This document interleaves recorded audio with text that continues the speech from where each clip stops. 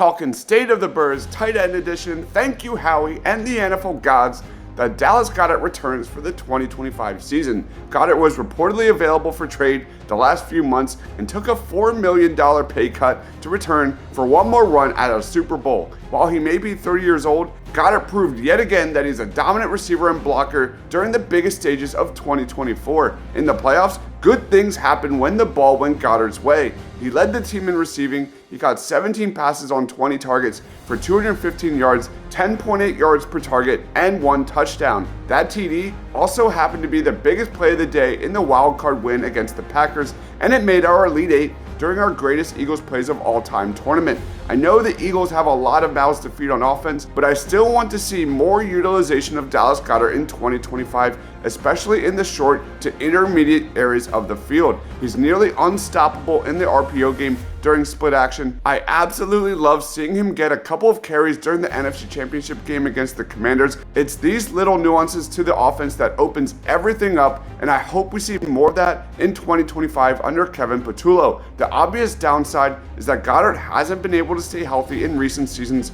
missing 7 games in 2024, missing 3 games in 2023, and 5 in 2022. That's 15 missed games the last 3 seasons. The good news, when he's healthy, he's a top 3 or top 5 tight end in the NFL. The bad news, the tight end class in the 2026 NFL draft doesn't look very strong heading into this year's college football season. Enter backup Grant Calcaterra, who finished his 3rd professional season with career highs in catches, yards, and touchdowns. Calcaterra showed flashes as a receiver in 2024, but my goodness, he was equally as frustrating when it comes to blocking. I thought Grant took a big step forward in terms of his offensive playmaking and route running. I still want to see him take a step forward in blocking come training camp, which is a piece the Eagles desperately missed when Goedert was out, and Grant just does not have that tool in his tool shed. He made a lot of clutch plays last year. That one fumble recovery from Dallas Goedert was huge and a big reason the Birds won that game. His one-handed grab from Kenny Pickett in the Dallas game was jaw-dropping. His blocking just leaves something to be desired, but he absolutely showed he put in work as a pass catcher. He's got soft hands with a feel for space, and it seems he has earned Jalen Hurts' trust, which is a big deal for Jalen Hurts. Also, his mustache game is elite, so he's also got that going for him. The Eagles added veterans Harrison Bryant and Kylen Granson this offseason during free agency. Both don't really move the needle for me whatsoever, but let's talk Harrison Bryant. Originally a 4th round pick of the Browns in 2020, Bryant spent his first 4 seasons in Cleveland and was with the Las Vegas Raiders in 2024. Although his receiving numbers have been modest, he is a plus blocker. In 2022, he ranked 5th in pass blocking out of 57 tight ends who played at least 400 snaps according to Pro Football Focus, and in 2023, he ranked 2nd out of 55 who played 400 snaps. He played a career-low 213 snaps last year, and he's also got some intriguing versatility on offense. According to PSN's Anthony Dibona, Bryant had 6 rushing attempts with the Browns during short yardage situations,